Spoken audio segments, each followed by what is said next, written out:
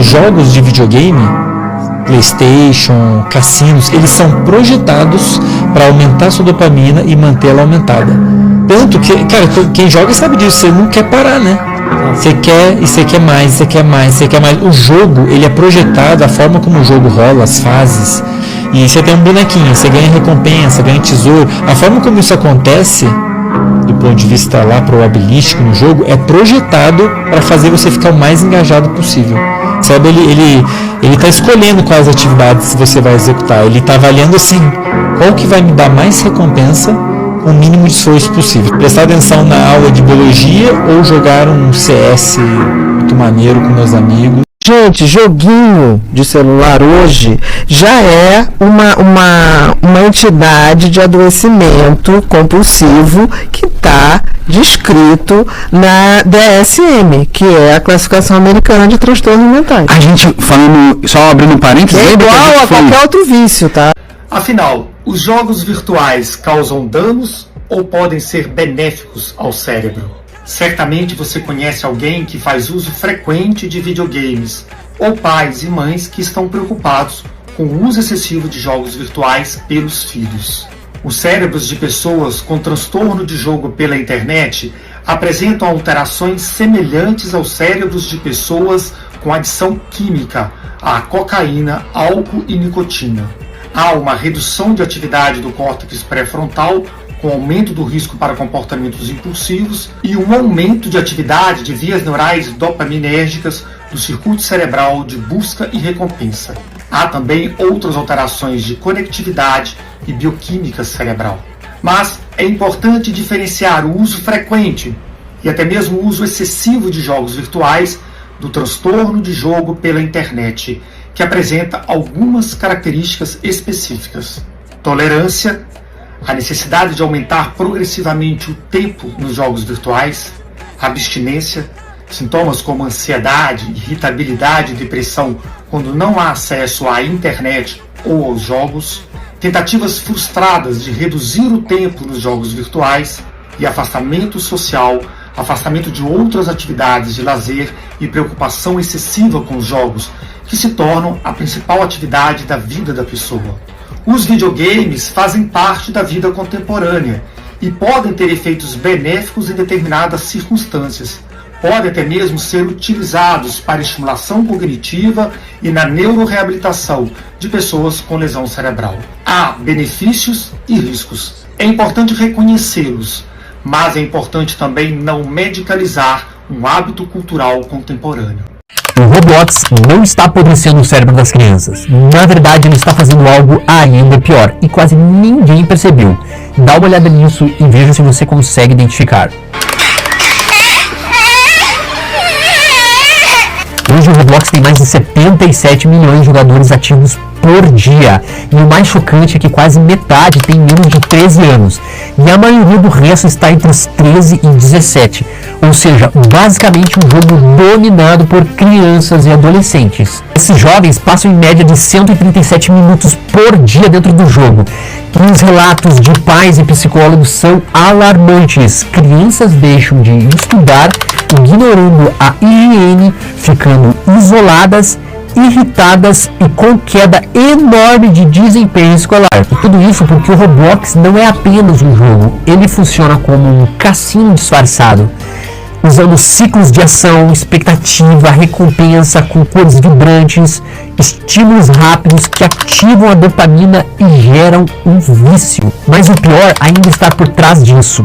Esse ambiente virou um terreno fértil para predadores online. Existem cada vez mais denúncias de adultos se passando por crianças no chat para poder se aproximar de menores. O número de casos de aliciamento só aumenta. Pai e mãe que você conhece, eles precisam saber o que realmente acontece na frente do computador dos próprios filhos. Jogar videogame é como uma droga pesada. Te vicia, acaba com a sua produtividade e vontade de fazer tudo na sua vida. Você não sente vontade de treinar, de ler, de estudar, de trabalhar para você fazer mais dinheiro, pro seu bem, pro seu desenvolvimento como homem e pessoa, porque você tá muito viciado na dopamina fácil que o videogame proporciona para você e pro teu cérebro. Enquanto você manter esse hábito merda de jogar videogame na tua vida, você nunca vai conseguir fazer nada. Você não vai conseguir passar na faculdade, no concurso que você quer, você não vai conseguir fazer dinheiro pela internet, que é o que você sonha. Busque a dopamina verdadeira, a dopamina do sucesso, do estudo, do trabalho, do dinheiro, de sair com aquela mina, não essa dopamina falsa e fantasiosa que o videogame te proporciona.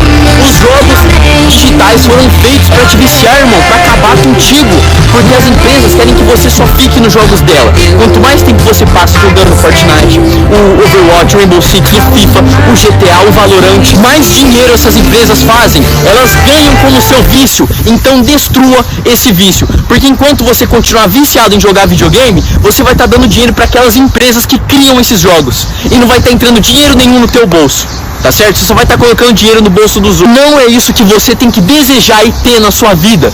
Se toca. O vício em games é uma doença psicológica? Sim, é doença, e o vício em jogos de videogame é chamado de distúrbio de games, que é diagnosticado quando os prejuízos do uso excessivo de jogos passam a afetar de forma significativa as relações pessoais, familiares e sociais da pessoa. Se o jogo está afetando as atividades básicas da tua vida, como comer, dormir, socializar ou ir à escola, então isso pode ser um problema.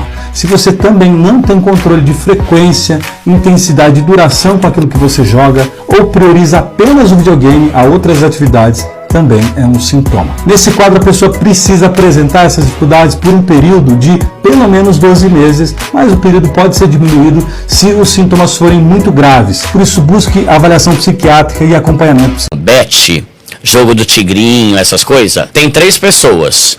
Primeiro é o dono, que é bilionário. Segundo é o influenciador, que tá ganhando milhões. E terceiro é o otário que perde. Só tem 3. Só tem 3. Você é um dos 3. Você é dono? Não. Se é o influenciador que tá ganhando milhões? Não. Então você é o otário que tá perdendo dinheiro lá. Mano, essas caras... Inundou o Brasil. Todos os times do campeonato tem bet na camisa agora. Todos. Por quê? Como que eles têm tanto dinheiro? Pelo tanto de otário que perde dinheiro lá. O dinheiro deles vem dos trouxa. Né? Então, assim, esse é o tipo de coisa, por exemplo, que não dá pra eu pegar leve. Não dá pra eu chegar e falar, ô, vem cá, meu, não é muito sábio, não é muito prudente. Não, tem que escancarar, vai ser burro, mano. Vai ser jumento, cara. Vai trabalhar, anta, sabe? Tipo assim, porque o cara perde tudo. Perde tudo. E por mais que a gente vê toda semana, fulano se suicida por causa de bet. Fulano perdeu dinheiro do vô, 180 mil por causa de... Você que gosta de jogos já deve ter ouvido falar que videogame não é futuro pra ninguém. E você sabe que isso não é verdade. Então vem cá que eu vou te mostrar algumas profissões que tu pode te interessar. Desenvolvedor de jogos é o cara que dá vida pro jogo, que vai fazer a programação. Então é muito interessante essa área para quem gosta de códigos. Designer de jogos é quem cria o roteiro, as regras do jogo, os desafios, a história. Então é ideal para quem é criativo e gosta de viajar na imaginação. Artista de jogos é ideal para quem tem a veia artística aflorada, porque vai ser quem vai fazer o desenho e cuidar da parte estética dos jogos. Testador de qualidade dos jogos é quem vai resolver os bugs, que vai cuidar dos problemas antes dos jogos serem lançados. Então é ideal para quem tem uma veia bem analítica aí e que gosta de resolver problemas.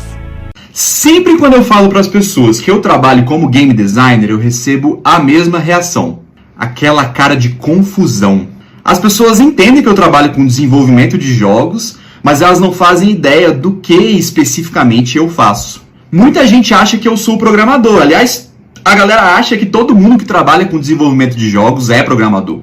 Mas a verdade é que existem diversas áreas dentro do desenvolvimento de jogos e cada uma tem uma especialização muito diferente. Então vamos aqui falar sobre algumas das áreas que existem dentro do desenvolvimento de jogos. A começar pelo game design, que é a minha profissão, né? A minha área. O game designer é o responsável por definir as regras e o funcionamento do jogo. Não confunda com designer gráfico. Por causa da palavra designer, muita gente acha que o game designer é a pessoa que faz a parte visual do jogo. Isso não necessariamente é verdade. Alguns até fazem isso, mas nem todos. Outra coisa, game designers não são necessariamente programadores, apesar de ser muito útil para um game designer saber programar. Segunda área é programação. Essa é fácil de entender, né? São os programadores, são as pessoas que fazem o jogo funcionar de um ponto de vista técnico. é o pessoal que escreve o código do jogo. Arte. O departamento de arte é responsável por toda a parte visual do jogo. Desde arte conceitual até arte 2D, incluindo pixel art, modelagem 3D, animação, efeitos visuais, etc. É uma das áreas que tem a maior quantidade de profissionais e a maior quantidade de subespecializações diferentes. Áudio. A galera de áudio é responsável pelo áudio, por tudo que está ligado ao áudio do jogo. Inclui sound designers, compositores da trilha sonora do jogo e programadores, a galera que implementa tecnicamente o áudio no jogo. Produção. Os produtores cuidam da gestão do projeto. Eles organizam tarefas, conduzem reuniões e garantem que todo mundo no projeto, de qualquer área, sabe o que fazer. Desenvolver jogo dá muito trabalho, são muitas tarefas, são muitas equipes, muitas pessoas diferentes trabalhando em conjunto. Então o produtor é um profissional essencial para garantir que esteja todo mundo sintonizado. QA, Quality Assurance, é a galera que testa o jogo, que garante que está tudo funcionando dentro dos conformes. É uma área extremamente importante e muito mais difícil do que parece. Não é só ficar jogando o jogo de qualquer forma. Eles têm maneiras técnicas de testar o jogo e de catalogar os bugs que eles encontram.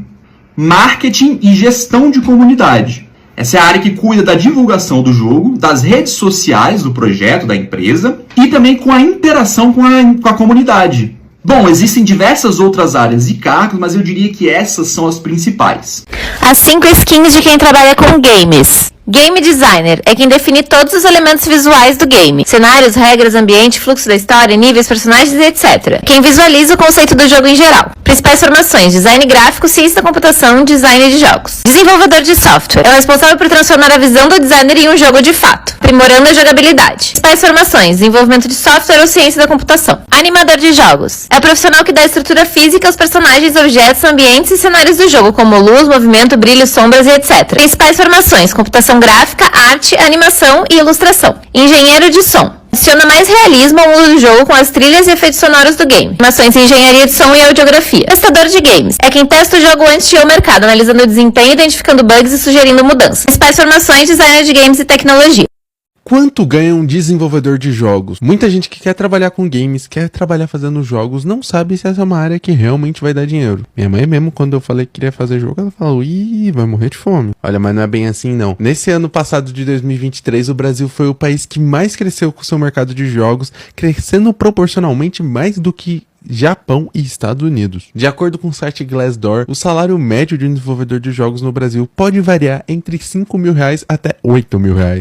Isso a gente tá falando de cargos plenos ainda. Isso a gente tá falando entre cargos plenos e sêniors. Mas se você for pra diretor ou gerente, isso logicamente aumenta. E sem falar, galera, que trabalhar com desenvolvimento de jogo é muito mais fácil você trabalhar pra empresas fora do Brasil, ainda estando no Brasil ainda. Não precisa nem se mudar. Você pode fazer tanto quanto freelance, quanto ser contratado pra trabalhar de home office mesmo. E aí, ganhando em dólar, meu amigo, você tá feito. Que afinal você aprende na faculdade de jogos. Claro, isso depende muito da grade curricular de onde você está se matriculando. Mas tirando isso, o que a gente aprende? O que eu aprendi? Falando de estudante para aspirante. De maneira resumida, você vai aprender a ser generalista.